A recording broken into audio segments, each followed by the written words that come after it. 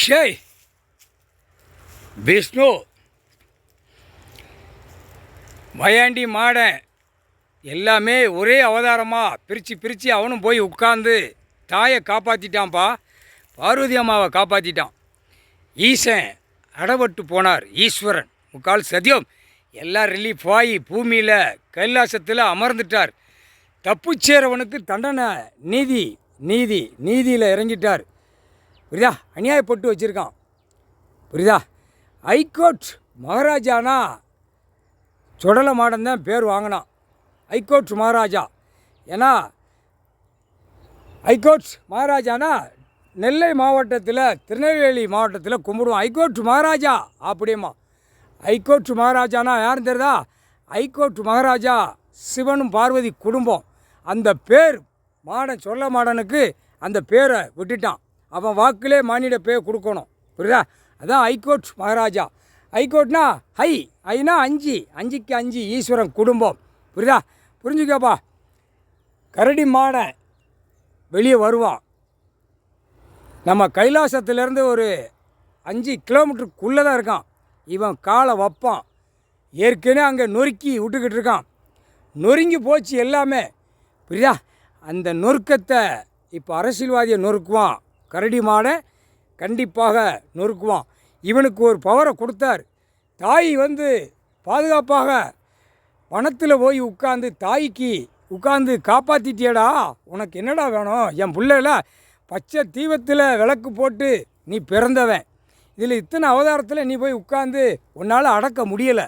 நீ கடைசி அவதாரத்தில் கரடி மாட உருவத்தில் நீ ஒரு கொடியை தூக்கி உலக நாடு ஆட்டுவான். அது உன்னால் முடியுமாடான்னு கேட்டதுக்கு கண்டிப்பாக நான் அதை முடிச்சு கொடுக்கேன்ப்பா அப்படின்னு காலில் 2 கால் தொட்டு தாய் தாப்பனை தொட்டு நான் முடிக்கேன். அப்போ அரசியல்வாதிக்கு இப்போ நெற்கோட்டில் வாரான். இவன் போய் இவனுக்கு காவலுக்கு இருந்தான். தம்பிக்கு காவலுக்கு இருந்தான். இவனை எங்கெங்கே நான் பிறப்பு போடுதானோ அங்கெல்லாம் காவல் காத்தே வாடா கரடி மாடா அப்படின்னு கணக்கு சத்தியவாக்கில் கொடுத்தார். சத்தியவாக்கு அவன் வாங்கினான். அப்போ என் பிள்ளைய தம்பியை காப்பாற்றிட்டியாடா? காப்பாற்றிட்டே வாரேன். எப்படி கொண்டு வரணுமோ அவனை அப்படியே நான் கொண்டு வருவேன். ஆனால் கைலாசத்தில் உட்கார்ந்தவொடனே என்னை மறந்துடாதியன்னு அவன் கரடி மாடன் கேட்டான். இன்று நாள் அவன் தான் சதுரங்கத்திலே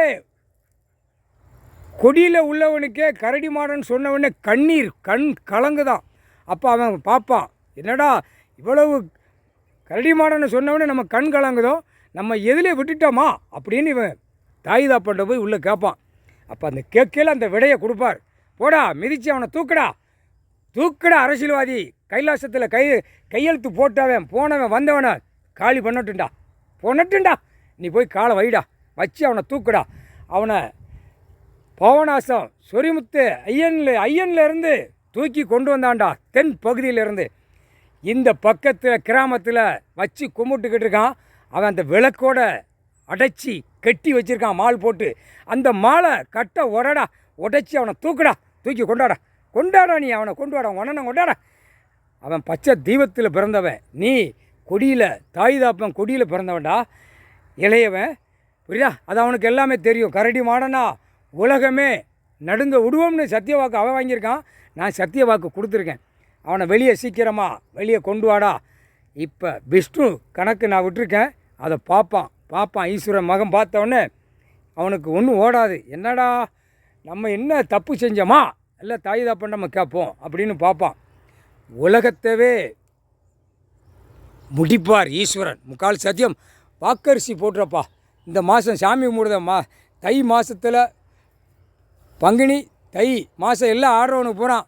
தை வரைக்கும் தமிழ் வார்த்தையில் பேதான்ல எல்லாம் வாக்கரிசியை போட்டு வாயில் நெஞ்சில் உயிர் தடத்தில் போட்டுறப்பா. முக்கால் சத்தியம்.